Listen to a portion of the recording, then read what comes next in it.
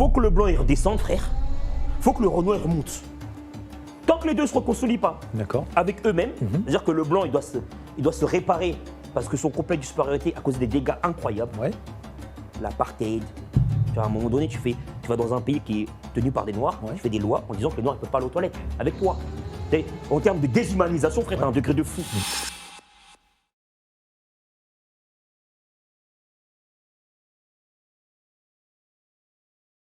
Hotep, shalom, salam, bonjour à toutes et à tous. J'espère que vous vous portez au moins aussi bien qu'un Libanais à Abidjan ou que l'esclavage au Liban. Bienvenue dans les Funérailles des Tabous, votre émission désormais hebdomadaire qui, grâce à vous, grâce à votre soutien, s'est donné pour mission de participer, comme nous l'a intimé France Fanon, à la renaissance de la communauté afro par l'excellence. Autrement dit, très loin de la victimisation et encore plus loin de la passivité. Aujourd'hui, nous allons aborder, comme de coutume, un sujet épineux, et c'est peu de le dire, et pour le traiter avec dextérité, avec force et avec impact, j'ai la chance d'être accompagné de Maître Mbeko. Merci Herman pour cette présentation. Merci beaucoup.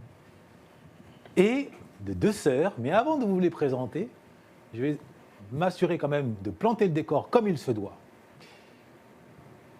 Kylian Mbappé, on le connaît tous. L'année dernière, il était au cœur d'une polémique. On se demandait s'il allait quitter le PSG pour rejoindre d'autres horizons. On l'a traité de traître, on lui a jeté des pommes pourries, des bananes, tout. Finalement, il est resté. Autour de son nom flottait l'idée de traîtrise. Traître à son camp, alors que lui, il jure que par l'excellence. Et derrière cela se cache un concept, le concept du petit nègre, ou le concept du nègre de maison. Un concept qui s'étend à la communauté afro, au sein de laquelle, précisément, certains de ses membres qui travaillent dans les institutions, notamment étatiques, sont régulièrement confrontés à cette accusation de nègre de maison. Mais à bien y regarder, un nègre de maison, est-il un soldat de la traîtrise ou un chevalier de l'excellence? Voilà la thématique du jour, et pour y répondre, on a la chance de recevoir deux sœurs qui s'y connaissent très bien. Je leur laisse le soin de se présenter. Merci pour l'introduction. Donc moi, c'est Brittany de Culture Dorée. Je suis sur Instagram et sur TikTok et je suis spécialisée sur la partie afro de l'histoire ainsi que les conséquences sur les populations noires et non noires. Merci pour l'invitation. Je suis Laetitia Ngoto, chef de projet Relations Ville et Collectivités pour les Jeux Olympiques Paris 2024. Très bien. Alors j'imagine que ce sujet vous parle. Si vous êtes là, ce n'est pas par hasard. Mais avant, Brittany s'est déjà livrée à ce petit exercice. Laetitia, je vais te demander, afin que tout le monde puisse, brosser un portrait de ton identité, te demander de répondre à 5 petites questions. Si tu étais un personnage historique, tu serais qui? Angela Davis. Très bien. Si tu étais une citation? Je ne sais pas comment... Enfin, je n'ai pas la version française, donc je vais traduire avec mes mots.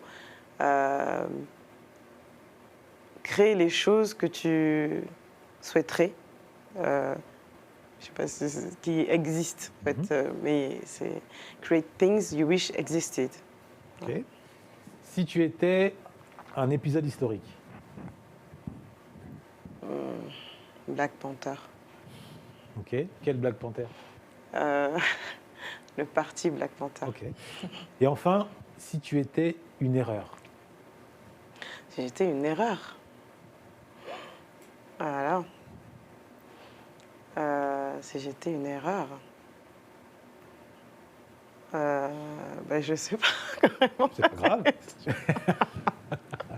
Alors, après cette petite introduction, cette mise en perspective, alors Brittany a déjà eu l'occasion de répondre, de se prêter à cet exercice, donc je ne l'épargne pas, a déjà donné de sa personne. Maintenant, chère sœur, vous, ce syndrome du petit nègre, déjà, avant toute chose, vous travaillez pour des institutions publiques. Est-ce que vous avez été l'objet de ce type d'accusation, à savoir, vous a-t-on qualifié de loin de nègre ou de négresse de maison? Comment donc, pour ma part, oui. notamment sur les réseaux sociaux. Il s'avère que moi, j'ai un parcours assez particulier parce que j'ai un master en management de la mode. J'ai travaillé dans le domaine de la mode pendant longtemps et à côté, j'ai mon association que j'ai cofondée avec ma sœur, avec laquelle on organise des événements culturels pour vraiment promouvoir la créativité afro-urbaine. Et en menant ces deux activités, je me suis dit à un moment donné que je souhaiterais me réorienter et travailler essentiellement dans l'événementiel culturel.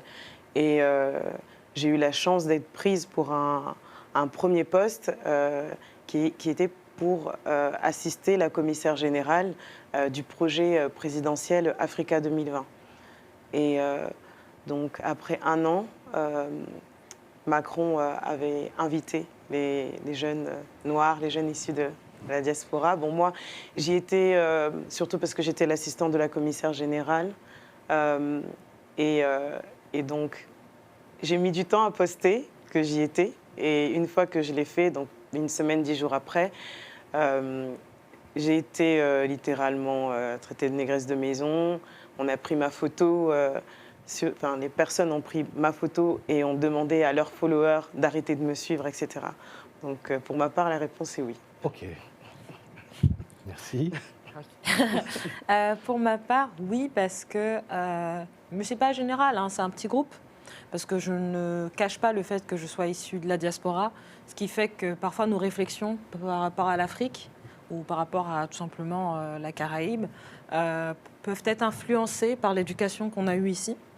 Donc quand je vais parfois dire, écoutez, qu'on le veuille ou non, je suis d'origine africaine et j'assume et j'en suis très fière, ma couleur me le rappelle chaque matin. Mais je suis aussi française parce que j'ai aussi cette culture française, parce que je suis née et que j'ai grandi ici et que je ne suis jamais allée en Afrique. Et quand j'ai posé ça sur certains sujets, on m'a traitée de négresse de maison. Sauf que ce que je dis tout le temps, et c'est peut-être dur à dire, mais la diaspora, qu'on le veuille ou non, on a cette vision de, entre guillemets, nègre de maison parce qu'on vit dans la maison du maître, qui est l'Occident, qui voit l'Afrique et toutes les autres terres, telles que la Caraïbe, comme des plantations. Et donc nous, avec notre regard, parfois, on va vouloir donner des conseils parce qu'on a eu l'éducation dans la maison du maître sur comment gérer l'Afrique, comment gérer la Caraïbe. Donc moi-même, je reconnais que dans mes attitudes, je peux avoir cette posture de nègre de maison, qui n'est pas forcément positive, mais malheureusement, j'ai grandi sans ce système. Mais on m'a aussi déjà traité de négresse de maison parce que justement, j'avais aussi cette double identité occidentale et du coup afro-centrale. Donc, si je comprends bien, pour toi, nègre de maison, c'est donneur de leçons en tant qu'afro à l'égard des autres. Ça fait partie de ça, oui. D'accord. Est-ce que l'une comme l'autre, vous reconnaissez l'existence de cette mentalité, pas uniquement liée au donneur de leçons, mais aux mentalités, parce que nègre de maison, c'est complexe d'infériorité assumé. Oui. C'est le blanc, il connaît tout, je vais apprendre de lui, c'est toujours mieux que d'être avec les nôtres qui ne valent rien. Ça existe. Je l'ai vu plus d'une fois. D'accord. Et bon, il est vrai que, en tout cas pour ma part, plus on monte dans les échelons, je parle professionnel, et plus on le voit, pour ma part. Concrètement, comment ça se... Une expérience, par exemple on a tendance, quand on travaille dans une nouvelle entreprise, et pour ma part, par la suite, après avoir travaillé pour Africa 2020, j'ai travaillé pour beaucoup d'autres structures dans lesquelles j'étais soit chargée de projet, soit chef de projet. Et donc forcément, dans le domaine dans lequel j'étais, il y avait de moins en moins de personnes noires. Et du coup, quand tu en vois une, je sais pas, tu es un peu en mode, bon,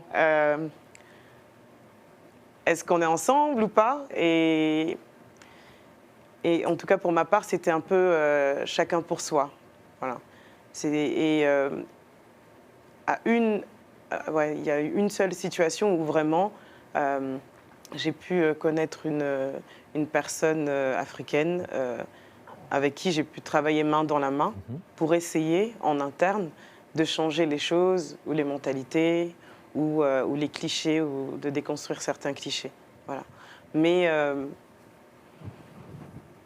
en tout cas, malheureusement, plus tu montes et plus tu vois des personnes qui sont dans cette posture-là. D'accord. Peine perdue. Je pense aussi une histoire toujours de paysage médiatique, de ce qu'on voit, qui influence notre réflexion. Par exemple, on n'a pas assez conscience des compétences que l'on a, que nos formations de vie ou nos formations scolaires nous donnent en tant qu'afrodescendants. Ce qui veut dire qu'aujourd'hui, tu as un poste. Bêtement, tu vas préférer prendre par exemple celui qui a fait la formation de Harvard ou de HEC parce que l'académie, tout ce qui est occidental est beaucoup mieux valorisé que celui qui a fait l'université de Ouagadougou, par exemple. Alors que si ça se trouve, celui qui a fait l'université de Ouagadougou a plus de compétences. Mais dans nos têtes, inconsciemment, on se dit, c'est pas reconnu, mais reconnu par qui? Tu vois? Et donc, inconsciemment, nous aussi, on perpétue cela. On perpétue cette image de ce qui nous appartient n'est pas mieux que ce que le maître, entre guillemets, a construit.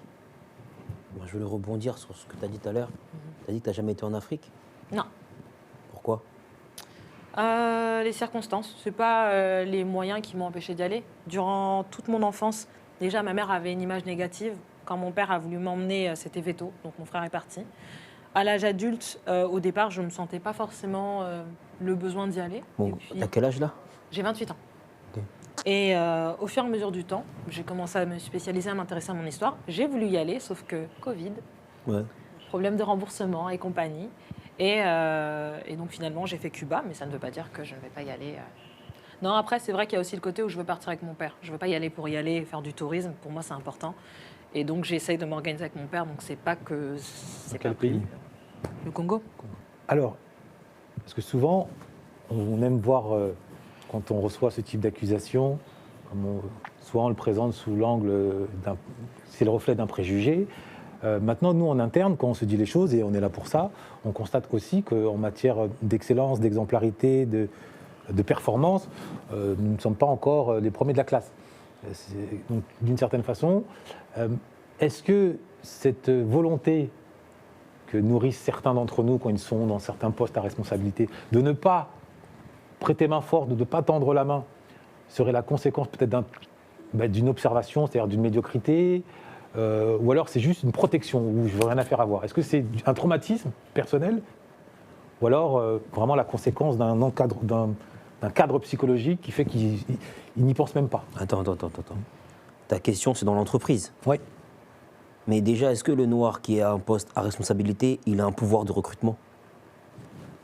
Dans le cadre où il aurait un pouvoir de recrutement, du coup, la question. Dans le cadre où il a un pouvoir de recrutement, la boîte ne lui appartient pas. Donc, quoi qu'il arrive, il doit faire attention, inconsciemment ou consciemment.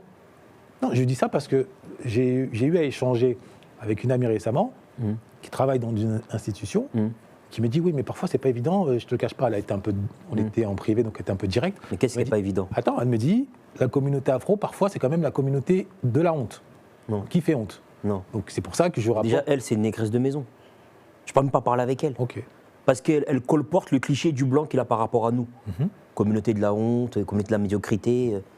Mes frères, tu ouvres les livres d'histoire et tu vois les génies de notre communauté, tu pètes les plombs.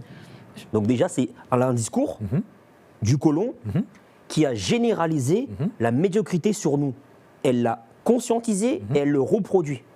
Okay. Donc déjà, elle-même, elle entretient le stigmate qu'on serait médiocre, qu'on serait approximatif, qu'on ne serait pas à la hauteur. Donc elle joue le jeu. Et c'est pour ça qu'elle est là. Ok. Je suis d'accord avec ce que tu dis, dans le fait où elle-même, elle l'a embrassé. Et en fait, c'est sa généralité qui me dérange. Après, pour avoir été dans cette posture, c'est vrai que même si on n'est pas décisionnaire, on a la possibilité d'offrir du travail parce que c'est nous qui prenons la décision d'embaucher ou pas la personne, même si ce n'est pas notre entreprise. Et c'est vrai qu'il y a des fois où, moi j'essaye de ne pas généraliser, je veux toujours donner une chance, mais il y a des fois où tu as envie de favoriser ta communauté, comme toutes les autres communautés le font. Tu te dis, il a besoin de ce travail, il est bon aussi, ou elle est douée aussi, je me retrouve avec 2 CV, mais elle est tout aussi compétente, je veux favoriser. Mais quand tu favorises, finalement, c'est une déception. Mais c'est une déception pas parce qu'elle est noire, c'est une déception parce que son travail n'est pas aussi compétent que ce que tu as vendu derrière, parce que derrière, tu soutiens. Et le problème, c'est que tu as des endroits où, effectivement, ça se répète. Maintenant, ça ne veut pas dire que tous les Noirs sont comme ça. Mais ça se répète par rapport à quoi? C'est-à-dire que la personne te déçoit parce qu'elle est noire ou parce qu'elle est incompétente? Non, parce qu'elle est incompétente, mais le problème, c'est que toi, tu vois l'incompétence, mais ta hiérarchie au-dessus, ce n'est pas la compétence qu'elle voit, c'est la couleur. Oui, mais c'est pour ça que je dis qu'à un moment donné, les Noirs, femmes ou hommes, qui sont dans ces institutions, qui cautionnent ce genre de comportement, ne devraient pas y être. Parce que le changement de l'intérieur, moi, j'y crois pas. Pour faire un changement, il faut faire un contre-pouvoir. C'est-à-dire que tu crées à côté quelque chose qui grossit et qui fait de l'ombre et qui va concurrencer celui qui te discrimine. Mais rentrer à l'intérieur de la machine, avoir le sentiment qu'on pourra changer les choses à l'intérieur, ça n'existe nulle part. Mais tout le monde n'est pas amené à être auto-entrepreneur. Non, pas du tout. Donc, il y a des fois, tu es amené à être salarié quelque part. Oui, mais tu peux juste être salarié sans forcément être dans le recrutement, être dans la... Mais là, on parle dans le cadre de t'es dans le recrutement. Oui, mais quand tu es dans le recrutement, nécessairement, tu dois répondre à des normes, à un cahier des charges qui vient d'en haut. Parce que toi, tu es juste là pour recruter. Mais en réalité, tu as perpétué leurs clichés. Donc tu entretiens la machine. Est-ce qu'on est obligé de faire ça? Tu peux ne pas perpétuer leurs clichés si tu ne seras pas au poste. C'est mort, tu ne seras pas au poste. Oui, mais tu sais pourquoi tu peux ne pas perpétuer la machine? Parce que tu peux très bien embaucher un noir qui travaille très bien. Mais oui, bien sûr. En fait. Et c'est ça ton but à la base. Oui. Le problème, c'est qu'après, parfois, et je ne généralise pas, je n'aime pas les généralisations, c'est que parfois, il y a une certaine familiarité qui s'installe, qui fait que la personne à qui tu as voulu tendre la main, au final, elle se dit bah, c'est bon, on est entre nous, et finalement néglige son travail. Et toi, derrière. Oui, mais ça, c'est pas propre au Renoir. Oui, c'est pour ça que je dis que c'est pas par rapport à la couleur de peau, mais dans la société dans laquelle on vit, on nous associe. Oui. Si je peux me permettre, parce que du coup, moi, je suis dans un domaine assez particulier. J'ai mon association à côté, mais je travaille. Du coup, j'ai travaillé pour un projet présidentiel. J'ai travaillé pour un ensemble de communautés. Là, pour les Jeux Olympiques, je vais être la référente auprès des villes et des collectivités. Donc, ça fait partie de mon travail et c'est un choix. Pour ma part, je trouve, et c'est ça qui m'a donné envie d'aller dans cette direction-là, que on peut changer les choses de l'intérieur, parce que ma première approche, ça a été de comprendre le système, le pouvoir de décision, parce que c'est intéressant ce que tu dis. Est-ce que c'est la personne en question la personne dont on parle, qui recrute? C'est une vraie question. Est-ce que c'est elle qui est décisionnaire? Donc moi, je suis rentrée dans ces milieux-là et j'ai appris qui prend les décisions. Qu'est-ce qu'ils veulent vraiment changer? Est-ce qu'ils veulent vraiment changer les choses? Quand ils veulent vraiment changer et qu'ils n'y arrivent pas, pourquoi? Et donc moi, en tout cas, j'ai pu, et c'est mon but, d'être dans ces structures, d'évoluer à l'intérieur et de pouvoir faire de mon mieux. Et je ne suis pas seule, parce que je ne pourrais jamais arriver seule. On est plusieurs amis dans d'autres postes, dans d'autres structures, sur d'autres domaines, à essayer de s'aider les uns et les autres pour pouvoir recruter ces fameuses personnes noires qu'on ne regarde même pas, alors qu'elles ont parfois les compétences recherchées. Non, mais moi, j'entends maintenant, je voulais juste donner un exemple concret par rapport à mon domaine. Là, pour le projet du Africa 2020, il a fallu qu'on passe un appel à projet. Donc, en gros, on dit aux gens, si vous avez un projet autour de l'Afrique, voici les thèmes, et dites-nous quel est le budget dont vous avez besoin, etc. Et moi, je peux te le dire, parce que du coup, tu dis, est-ce que c'est lié à la couleur de peau et tout? Écoute, moi, je ne sais pas. Mais je sais qu'il y avait une vraie volonté politique d'avoir un nombre de projets importants qui soient gérés par la diaspora. Et pourtant, les projets qui ont la moitié, voire même 2/3 des projets, n'étaient pas des projets qu'on a pu faire monter en haut, parce qu'il y avait des soucis, soit dans la construction du projet, soit au niveau du budget des personnes, par exemple, on se connaît un peu tous dans le milieu, on sait que, pour faire cette émission, moi, je pourrais à peu près te dire peut-être combien tu as besoin.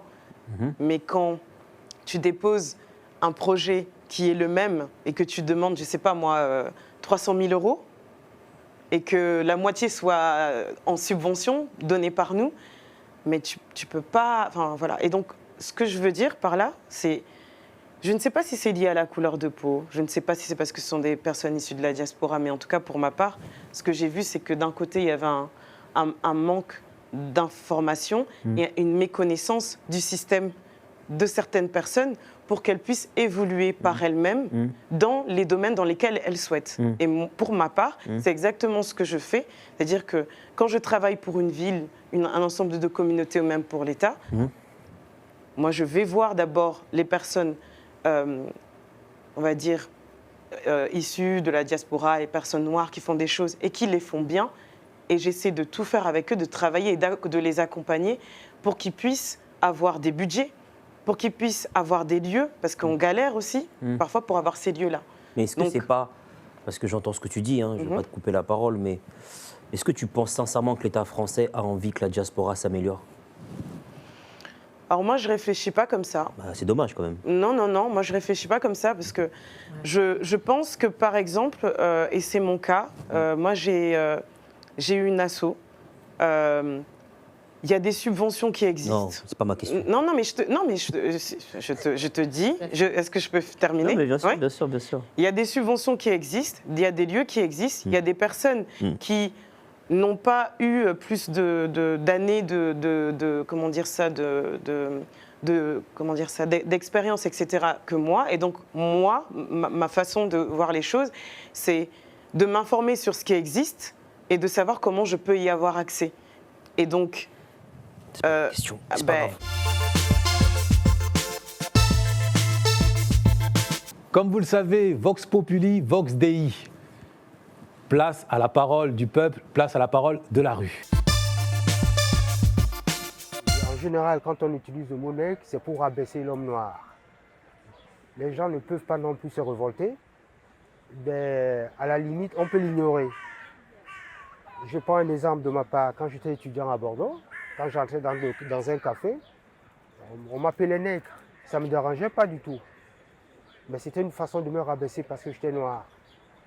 Mais je crois que c'est un mot d'un autre temps qui ne devrait même plus exister. Le mot nègre, quand on parle du mot nègre, déjà, on pense à l'esclavage. On pense à la peau noire. À mon avis, c'est ça. Hein? Quand on parle des nègres, tout de suite, on parle des personnes qui ont été déportées de l'Afrique vers l'Amérique. Et le mot nègre m'inspire l'esclavage. Le souci avec le mot nègre, c'est qu'il y en a encore qui sont noirs et qui l'utilisent de manière amicale, alors que moi, je pense qu'on peut complètement l'éviter.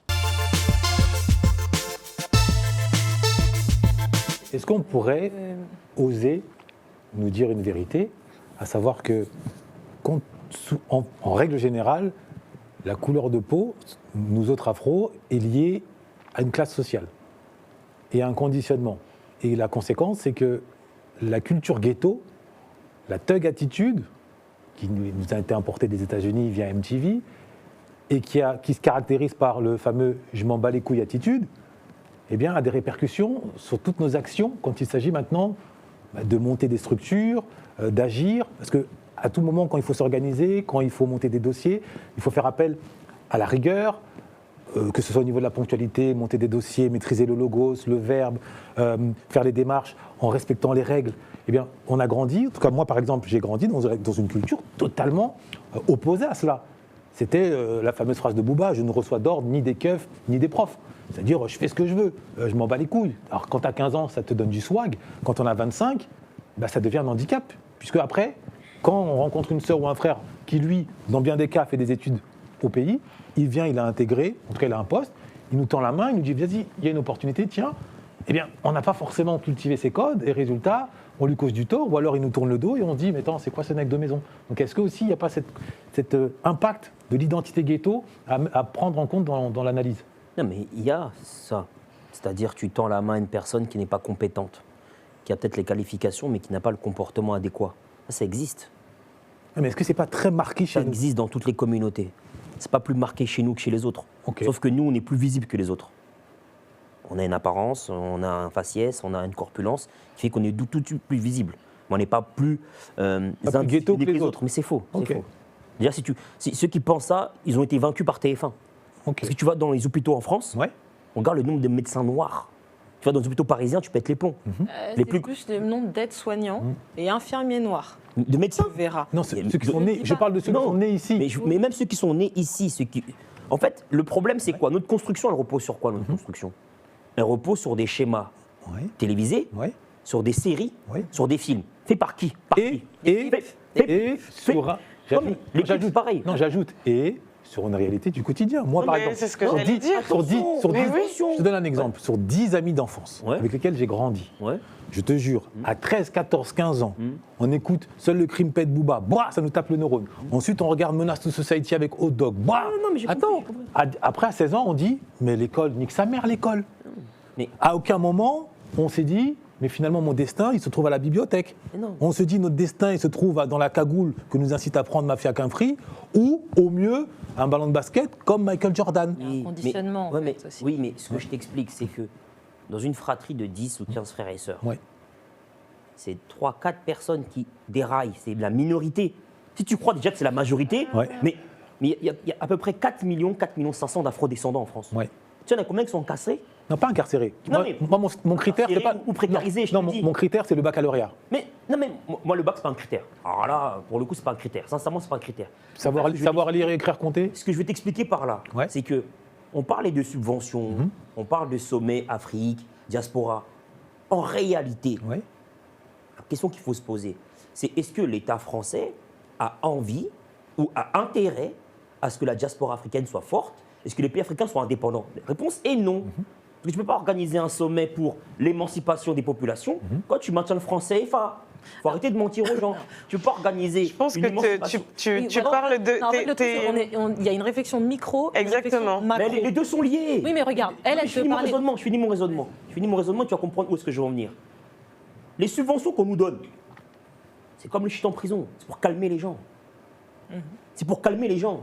Quand vous allez prendre des subventions, c'est pour vous calmer. C'est pour vous empêcher d'avoir votre esprit de révolte qui fait basculer l'histoire. Donc c'est pour ça qu'il y a des subventions. C'est pour endormir les gens. À un moment donné, quand tu dis, attends, on parle des droits de l'homme, on parle d'émancipation des populations, dans mon pays en Côte d'Ivoire ou dans mon pays au Sénégal, il y a des bases militaires françaises. Il y a un argent qui s'appelle le franc CFA qui est détenu à moitié en gestion par la France et qui empêche ces nations d'avoir leur propre économie. Mais comment on parle d'émancipation des gens? Comment on peut être content d'avoir cette réalité-là? Là, on est des petits nègres quand on accepte ça. Et quand on va à l'Élysée, qu'on serre la main à Macron, qu'on parle avec lui et qu'on signe des contrats, alors qu'en réalité, on ne s'émancipe pas. Allez voir si les Russes n'ont pas leur propre monnaie. Allez voir si les Israéliens n'ont pas leur propre monnaie. Allez voir les Pakistanais. Allez voir les Chinois. Nous, les Renault, on est contents, frère. Il y a 14 pays qui n'ont pas leur propre monnaie, qui ont des bases militaires étrangères, celles de la France sur leur territoire, ça ne les dérange pas. Et leur diaspora, elle est contente. À un moment donné, il faut réfléchir.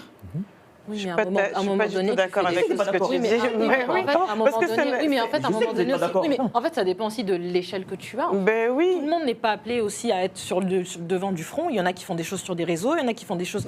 Et là, dans le cadre professionnel, c'est peut-être micro ce que l'on fait, mais tu permets à une famille d'avoir un salaire, d'avoir un travail, d'avoir une alternance, d'avoir un stage. Avec elle. Donc oui, à l'échelle macro, oui, effectivement, c'est pas énorme, mais t'en sais rien. Peut-être que le petit là, à qui tu lui permets d'avoir une alternance ou un stage, demain, peut-être que c'est lui qui va émanciper tel ou tel pays.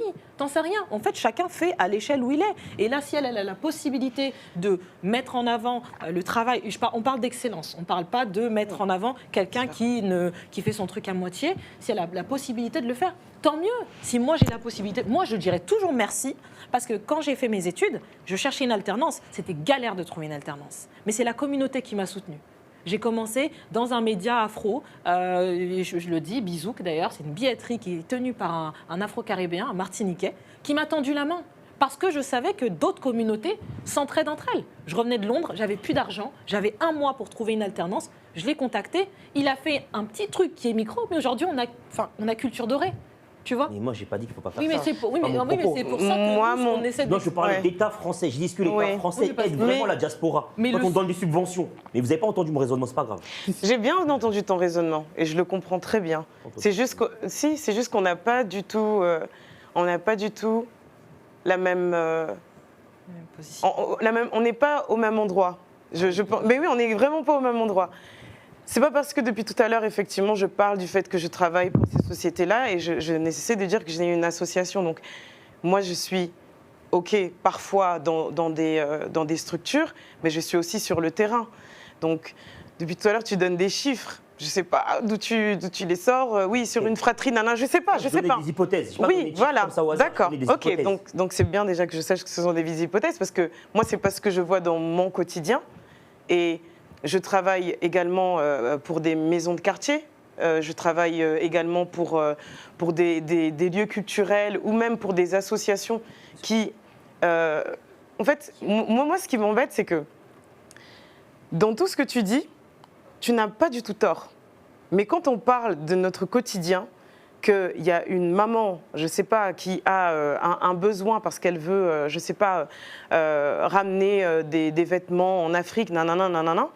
Moi, la question que je me pose, ma position pour que tu comprennes bien, c'est pourquoi la maman va peut-être galérer à mettre son propre argent, etc., alors que la personne qui est à côté d'elle, qui vit à côté d'elle, qui a toutes les infos, qui est là depuis peut-être quelques mois seulement, va bénéficier d'un accompagnement, de mise en relation, d'aide financière, etc. Moi, c'est ça qui me préoccupe.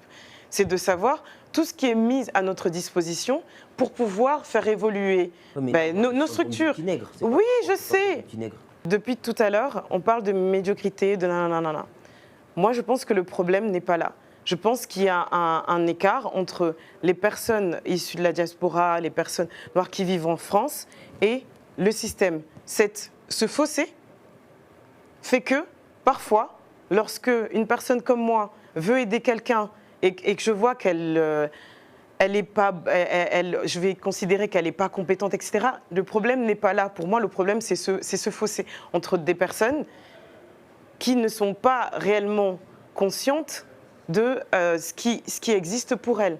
Tout à l'heure, on parlait, vous disiez, voilà, par rapport au type de poste que les gens peuvent, que les jeunes peuvent avoir. Tu parlais du foot ou du basket, etc. Moi, ce qui m'intéresse, c'est de pouvoir davantage travailler dans des structures pour me permettre de connaître quel est le type de métier, etc., qui peuvent être exercés, etc. Montrer aussi que c'est possible parce que moi, j'ai pu le faire.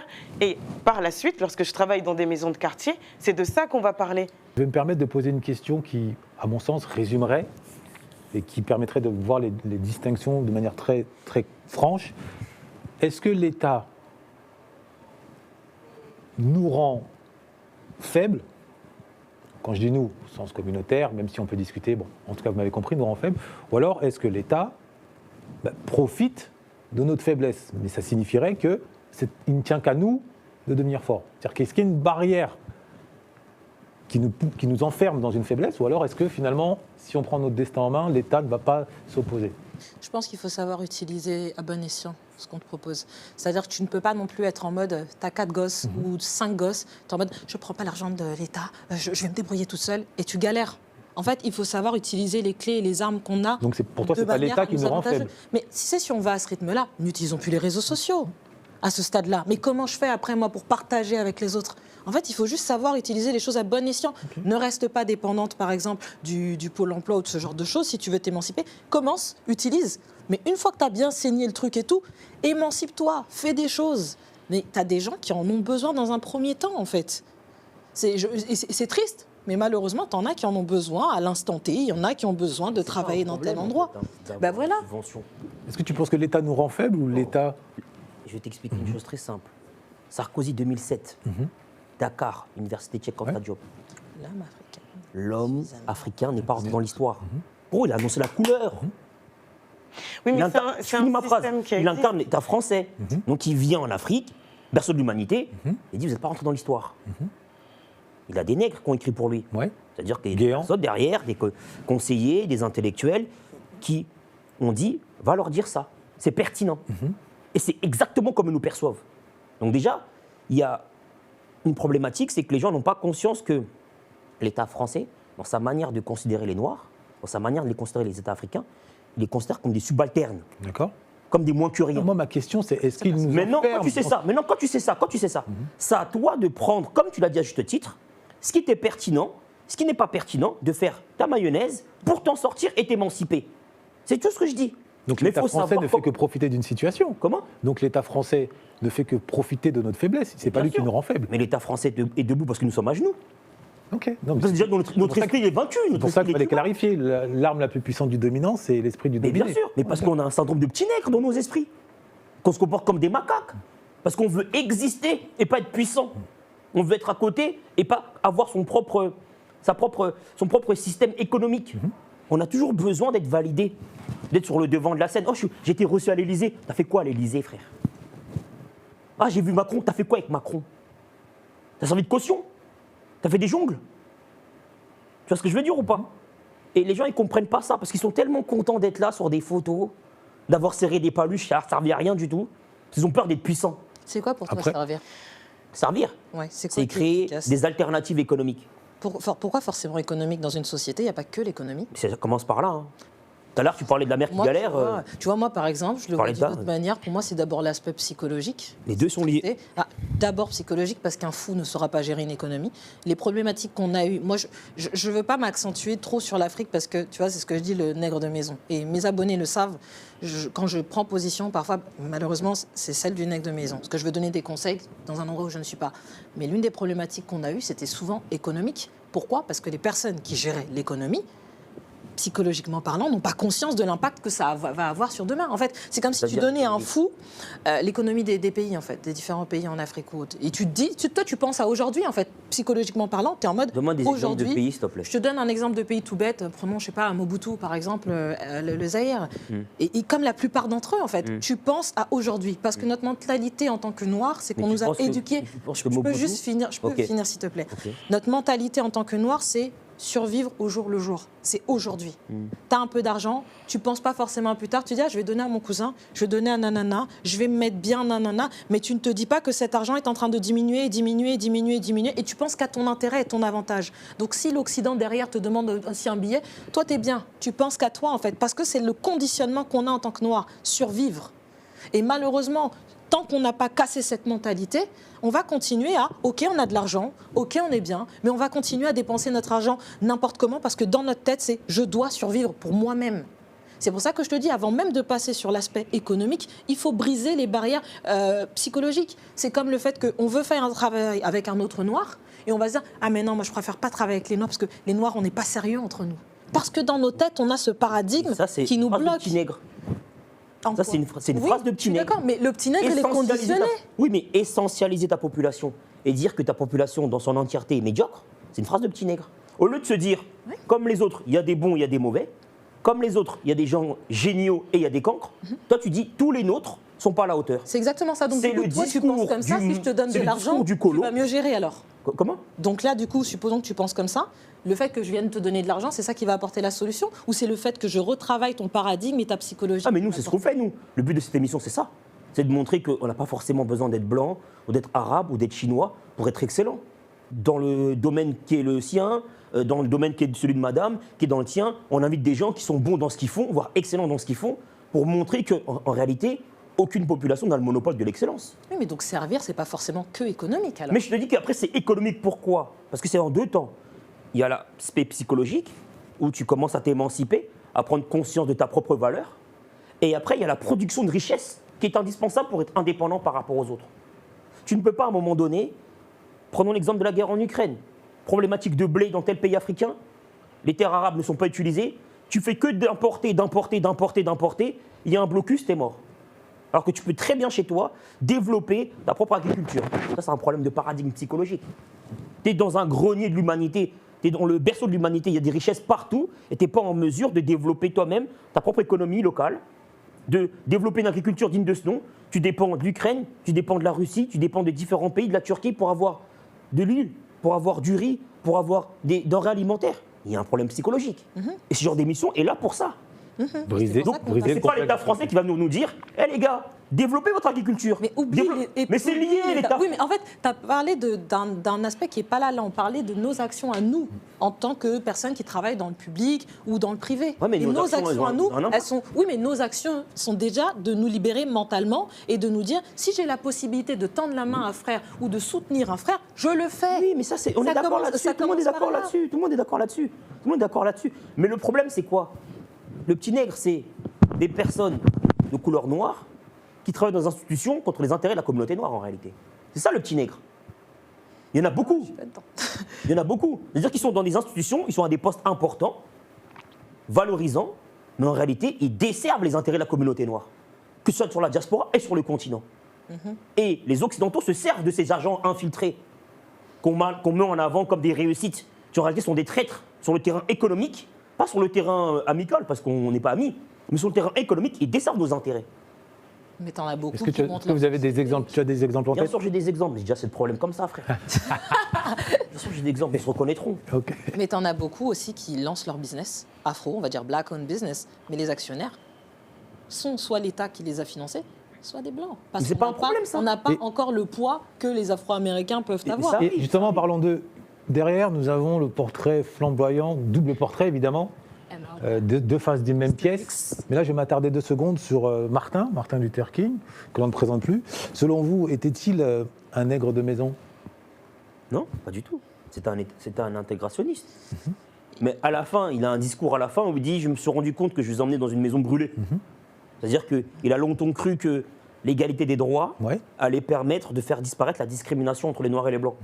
Mais il s'est rendu compte très vite que même si un Noir pouvait voter comme un Blanc, ça n'empêchait pas discrimination à l'emploi, ça n'empêchait pas discrimination pour le logement, et ça n'empêchait pas des problématiques structurelles en termes de racisme. Donc il est revenu de son illusion. Mais lui, il s'est battu de manière sincère pour les droits civiques. Moi ce que je soulignerais sur sa désillusion, c'était dans un contexte particulier, la guerre du Vietnam, les fonds étaient plus injectés sur le front que dans les zones urbaines sociales. Donc là-dessus, il a déchanté. Il n'empêche qu'à travers son action, il a réussi à faire voter les lois pour les quotas. Et 40 ans plus tard, il y a le Black Caucus, 40 ans plus tard, il y a une vraie bourgeoisie, même si elle existait déjà, mais pas à cette ampleur-là, afro-américaine qui existe. Donc la question est-ce qu'on peut être volontairement perçu ou accepter d'être perçu comme un nègre de maison afin de devenir un nègre qui construit sa maison? Un cheval de Troie? En quelque sorte. Non, mais tu peux être un cheval de Troie. C'est-à-dire, tu peux venir parler avec ton oppresseur, trouver un terrain d'entente pour faire voter des règles qui seront favorables à ta communauté, tout en défendant les intérêts de ta communauté en permanence. Tu peux. Mais en réalité, c'est pas ça. Tu n'y crois pas? Non, moi j'y crois. Okay. C'est-à-dire que tu peux très bien instaurer un rapport de force. Tu viens avec une association, tu viens avec un organisme, et tu dis à l'État français, voilà, désormais on veut ça, on veut ça, on veut ça. Ça à prendre ou à laisser. Tu peux le faire. Mais tu auras l'espérance de vie de Thomas Sankara, frère. Ou on peut avoir une pause. Non, mais tu peux avoir l'espérance de vie d'un billet de 5 euros. Parce qu'en réalité, pourquoi ils sont morts prématurément, eux? Il faut se poser les bonnes questions. Parce qu'ils dérangeaient l'établissement et que c'était dans une logique de pouvoir économique réel pour la communauté noire. À partir du moment où tu rentres dans une logique où tu dis on va émanciper les Noirs de manière économique, mais tu as l'espérance de vie d'une frite. Parce que c'est trop dangereux. Donc il faut comprendre qu'est-ce qui se passe derrière. Et tous les Renois, je finis ma phrase, tous les Renois qui n'ont jamais voulu émanciper les leurs, ils sont encore au poste au pouvoir. Ça fait 40 ans qu'ils sont là.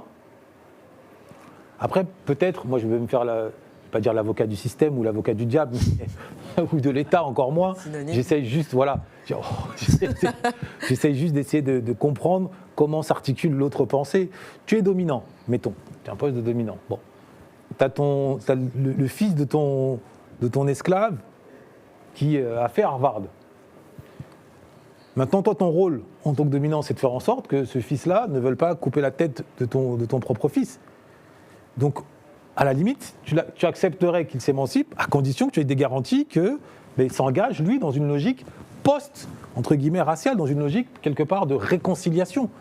Et en somme, la question, est-ce que vous croyez en cette perspective de réconciliation et donc de dépassement racial? Oui, à condition que, en fait, il faut qu'il y ait une rencontre entre l'homme blanc, qui est habité par un complexe de supériorité, et l'homme noir, qui est habité par un complexe d'infériorité. Il faut que les deux quittent leurs complexes respectifs, se rencontrent à une table et soient à égalité. À ce moment-là, on peut réconcilier l'humanité. Il faut que le blanc il redescende, frère. Il faut que le Renoir remonte. Tant que les deux ne se réconcilient pas avec eux-mêmes, c'est-à-dire que le blanc il doit se réparer parce que son complexe de supériorité a causé des dégâts incroyables. L'apartheid. À un moment donné, tu vas dans un pays qui est tenu par des Noirs, tu fais des lois en disant que les Noirs ne peuvent pas aller aux toilettes avec toi. En termes de déshumanisation, frère, t'as un degré de fou.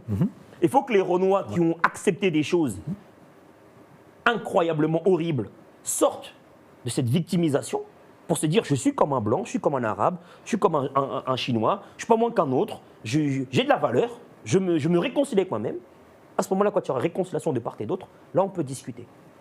Là on peut vraiment avancer ensemble. Et vous croyez si on ne se réconcilie pas, chacun de son côté, c'est mort. Et vous y croyez? Vas-y d'abord.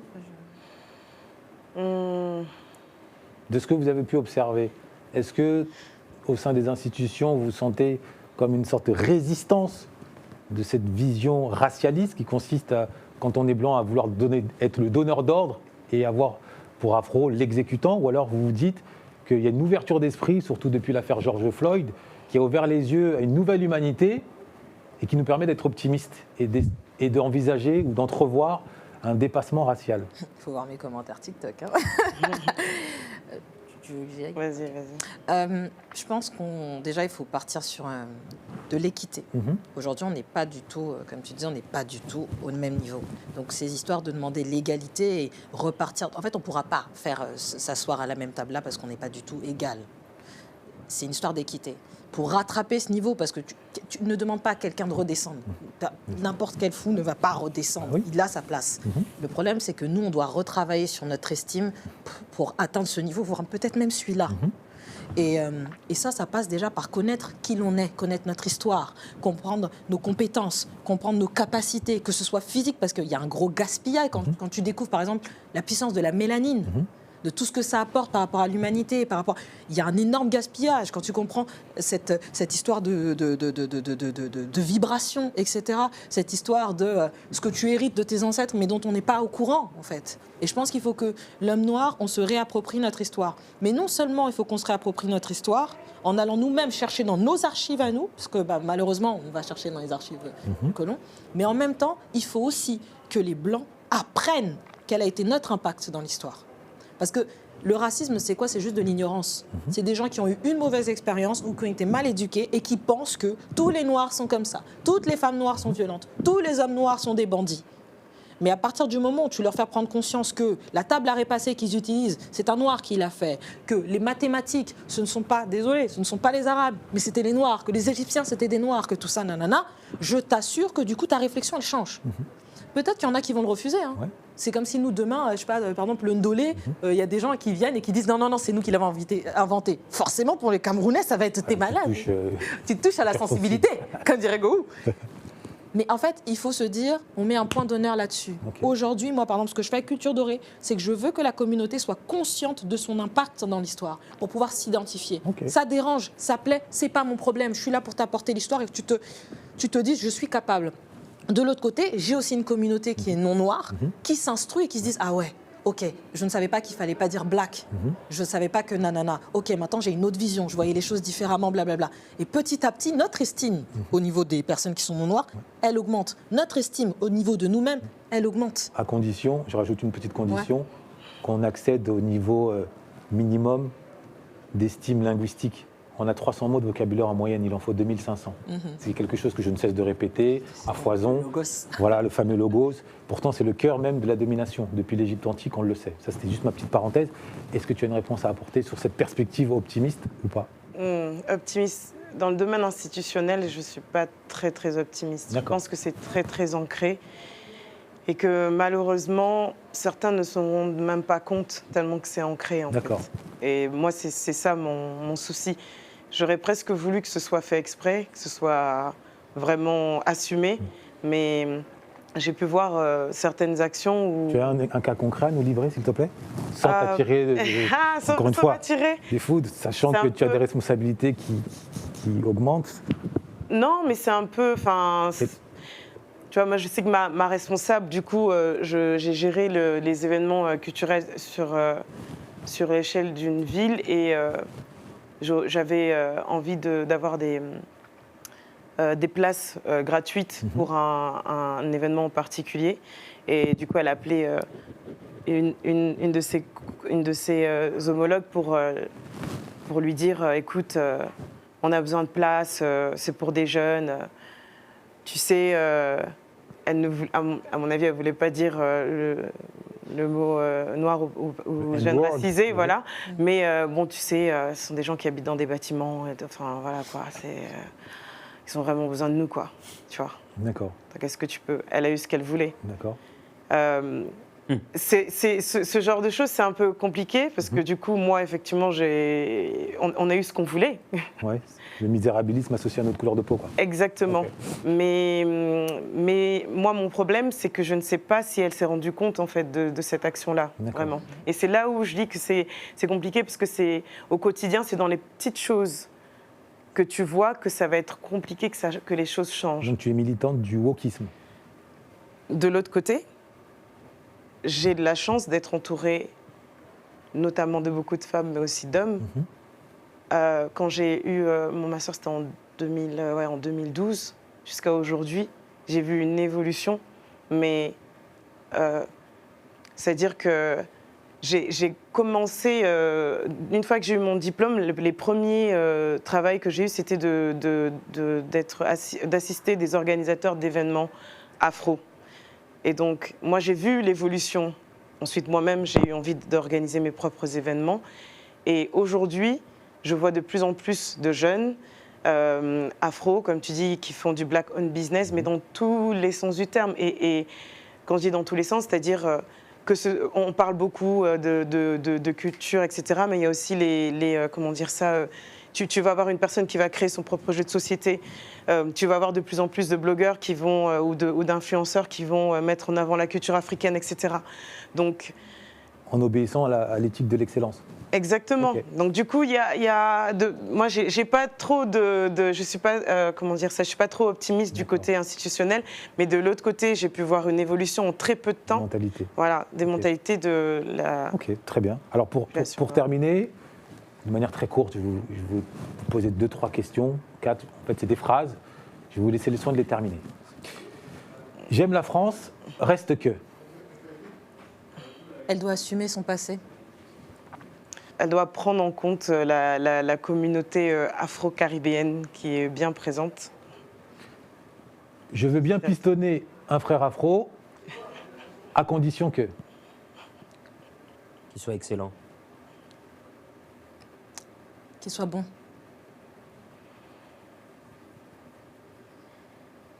Qu'il soit compétent. Je rêve de rentrer au pays, de façon définitive. En revanche... Malheureusement ou heureusement, j'ai toujours une culture qui est métissée, occidentale. En revanche, j'aimerais évoluer encore professionnellement pour avoir un impact plus fort une fois sur place. Je me sens africaine et française, toutefois. Ma couleur de peau est dominante. Tu passes ton tour? Ouais, je passe mon tour. La communauté afro sera une communauté de l'excellence le jour où? Elle aura vaincu elle aura traité tous les traumatismes et elle aura sorti de son jus, en fait, toute la rage et la colère qui sommeille en elle sans qu'elle en soit consciente. Le jour où elle arrêtera de se sous-estimer. Et une maison sans livres, c'est? Un crime contre l'humanité. Une maison perdue. Un suicide au niveau de son estime. Très bien. Et en guise de conclusion, si vous deviez conseiller à la prochaine génération, quel conseil donneriez-vous autour de ce syndrome du nègre de maison?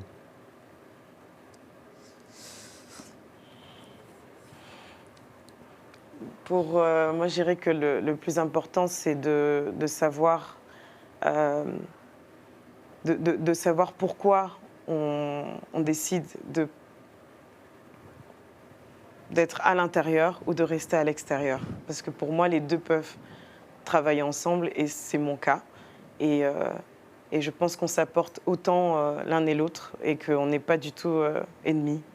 Voilà. Moi, pareil, il faut sortir de ces cadres parce qu'on arrivera toujours à nous coller des étiquettes, nègre de maison ou... tu te sens supérieur ou tu te sens inférieur. Non, il faut surtout trouver sa place, être conscient de son bagage, de son histoire et de sa mission.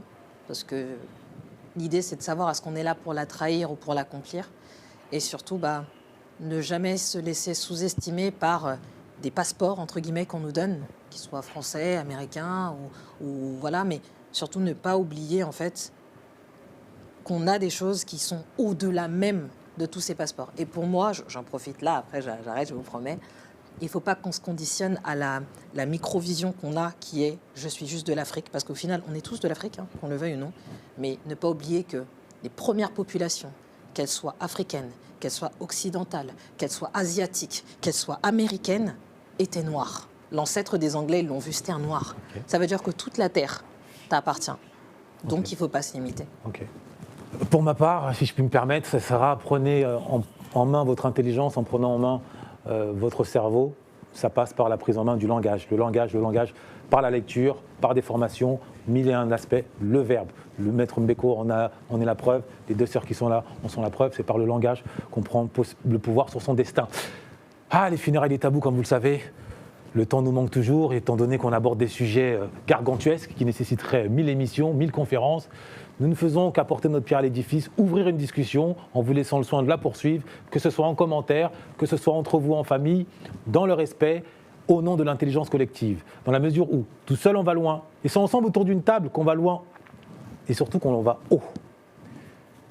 Les funérailles des tabous vous remercie. Continuez à nous soutenir. Nous continuerons à avancer avec vous en vous proposant toujours des sujets qui vous permettront d'avoir un regard toujours positif sur notre communauté dans une perspective d'évolution. À très bientôt.